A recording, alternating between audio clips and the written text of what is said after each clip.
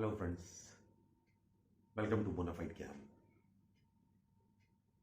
आज मैं interview series में पीसी एक्ट पे, प्रिवेंशन ऑफ करप्शन एक्ट पे कुछ क्वेश्चन आंसर फॉर्म में आपको बताने जा रहा हूँ। तो सबसे पहली बात है कि पीसी एक्ट कब का है, यानी prevention of corruption act is of 1988, जिसमें रिसेंटली 2018 में काफ़ी अमेंडमेंट्स किए गए। दूसरा सवाल है पब्लिक सर्वेंट कहाँ डिफाइंड है, इसको आपको देख लीजिएगा 2C में डिफाइंड है प्रिवेंशन ऑफ करप्शन एक्ट के। तीसरा सवाल है अनड्यू एडवांटेज क्या है, डिफाइन अनड्यू एडवांटेज। तो undue advantage means gratification what ever other than legal remuneration को ग्रेटिफिकेशन कहते हैं। और फिर व्हाट ग्रेटिफिकेशन के अंतर्गत क्या क्या आता है, तो इसमें सिर्फ पिक्यूनरी ग्रेटिफिकेशन नहीं है, वो ग्रेटिफिकेशन नहीं जो मनी के सेंस में हो, ये काइंड के सेंस में भी, अदर सेंस में भी हो सकता है। कोई अलग तरह का हेल्प कर दिया, वो भी ग्रेटिफिकेशन माना जाएगा। उस रूप में ले लेना रिश्वत, वो भी माना जाएगा अनड्यू एडवांटेज। चौथा सवाल है who can appoint a special जज। आप जानते हैं कि प्रिवेंशन ऑफ करप्शन एक्ट के अंतर्गत जो ट्रायल होता है वो स्पेशल जज के द्वारा कंडक्ट किया जाता है। स्पेशल जज में केसेस चलते हैं, तो किनको कौन अपॉइंट कर सकता है उनका, तो आंसर इज स्टेट गवर्नमेंट और सेंट्रल गवर्नमेंट अपॉइंट कर सकता है उनको। अब पांचवा सवाल उठता है कि किनको बनाया जा सकता है स्पेशल जज, who may be appointed as special जज। तो वो जजेस जो सेशंस जज हैं या एडिशनल सेशंस जज हैं या असिस्टेंट सेशन जज हैं, इन लोगों को ये क्वालिफिकेशन चाहिए फॉर बीइंग अ स्पेशल जज। फिर छठा सवाल है कि ये ट्रायल जो है वो कितने दिन में कंक्लूड हो जाना चाहिए एक्ट के मुताबिक। तो यहां कहा गया है कि with in 2 years trial should be concluded, और स्पेशल सर्कमस्टांसेस में इसको एक बार में 6 महीने के लिए बढ़ाया जा सकता है, बट एज ए होल जो है उसको 4 साल से अधिक नहीं बढ़ाया जा सकता है, ऐसा सेक्शन 4 में प्रावधानित किया गया है। अब सवाल उठता है कि जो स्पेशल जज होंगे वो तो आप जान गए, वो सेशन जज के रैंक के होंगे, मगर यहाँ ट्रायल कैसा होगा, what will be the nature of trial. जैसा कि आप जानते हैं 4 तरह के ट्रायल होते हैं, sessions trial, warrant trial, summons trial and summary trial. तो जो प्रोसीड्यूर ऑफ ट्रायल होगा पीसी एक्ट में वो क्या होगा, तो वो इस एक्ट के मुताबिक वारंट ट्रायल का प्रोसीड्यूर होगा। ठीक है। अब 8वां सवाल आता है कि जो सीआरपीसी का सेक्शन 306 है, जो tender of pardon to accomplice से संबंधित है, उसके इक्विवेलेंट सेक्शन यहां क्या है, क्या यहां भी प्रावधान है टेंडर ऑफ पार्डन का किसी एक्यूज को, को एक्यूज को? तो आंसर इज यस, और उसका सेक्शन है सेक्शन 5 का सबसेक्शन 2 पीसी एक्ट का। अब क्वेश्चन नंबर 9 है कि स्पेशल जज कितना पनिशमेंट दे सकता है। तो जैसा आप जानते हैं वारंट ट्रायल हमेशा मैजिस्ट्रेट के द्वारा किया जाता है, और वहां मैजिस्ट्रेट को पावर है to punish up to 3 years, मगर पीसी एक्ट के प्रावधानों में उससे अधिक सजा है। तो वारंट ट्रायल होते हुए भी क्या उससे अधिक सजा दे सकता है स्पेशल जज? तो आंसर इज यस, स्पेशल जज में pass any sentence authorised by law. Section 5 subsection 5 of the prevention of corruption act में ये प्रावधान दिया गया है। अब क्वेश्चन नंबर 10 है punishment for offence relating to the public servant being bribed. कहाँ पे प्रावधान है, किस सेक्शन में है और कितनी सजा का प्रावधान है?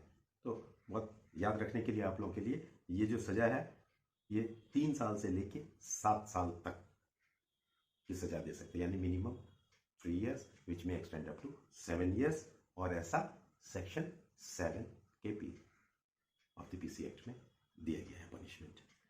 क्वेश्चन नंबर 11 है कि can a person other than A public servant be punished under this section for the offence under PC act? तो इसका आंसर है यस। सेक्शन 7 कैपिटल ए में जो प्राइवेट पर्सन है, अगर वो भी कोई ऑफेंस करता है, इसमें घूस लेता है कि हम दे देंगे, मेरे चाचा हैं, भैया हैं, रिश्तेदार हैं, उनसे काम करा देंगे, तो उसके लिए भी सेक्शन है 7A। अब सवाल उठता है, एक व्यक्ति तो घूस लेने वाला है, रिश्वत लेने वाला, एक देने वाला, क्या देने वाले के लिए भी कोई सजा का प्रावधान है? क्वेश्चन 12 होगा ये आपका। तो आंसर है हाँ, उसके लिए भी सजा का प्रावधान है, इसकी धारा 8 के अंतर्गत पीसी एक्ट के। अब क्वेश्चन नंबर 13 है डिफाइन क्रिमिनल मिसकंडक्ट। तो बहुत इजी है। क्रिमिनल मिसकंडक्ट क्या है? अगर कोई public servant who commits criminal breach of trust or allows other person to commit criminal breach of trust, so it will be said that he has committed criminal breach of trust या criminal misconduct। फिर question number 14 है कि क्या attempt के लिए भी इसमें प्रावधान है, ऑफेंस है? तो आंसर इज यस। सेक्शन 15 में अटेम्प्ट के लिए पनिशमेंट का प्रावधान है। क्वेश्चन 15 है who can investigate the case under this PC act. तो कह रहा है अगर दिल्ली पुलिस का मामला है तो इंस्पेक्टर रैंक का पदाधिकारी, अगर मेट्रोपॉलिटन एरिया का मामला है तो एसीपी रैंक का पदाधिकारी, और अदर जगह एल्सवेयर तो police officer not below the rank of DYSP.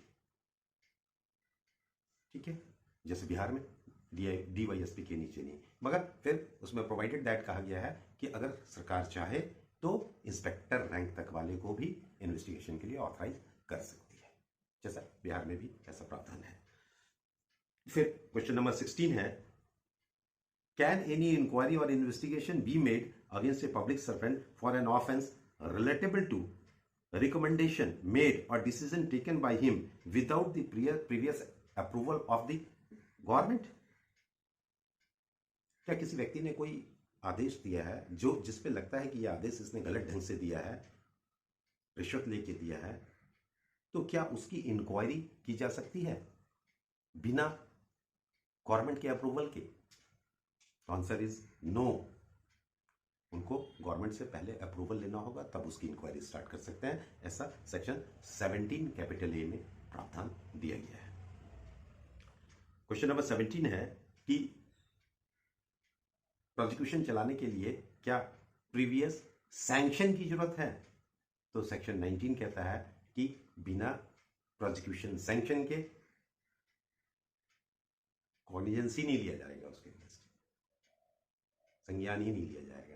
तो इसीलिए it is necessary under section 19 that there should be a prosecution sanction against the public servant who has committed offence under this section. अब यहीं पे एक सवाल उठ जाता है कि सैंक्शन कौन देगा?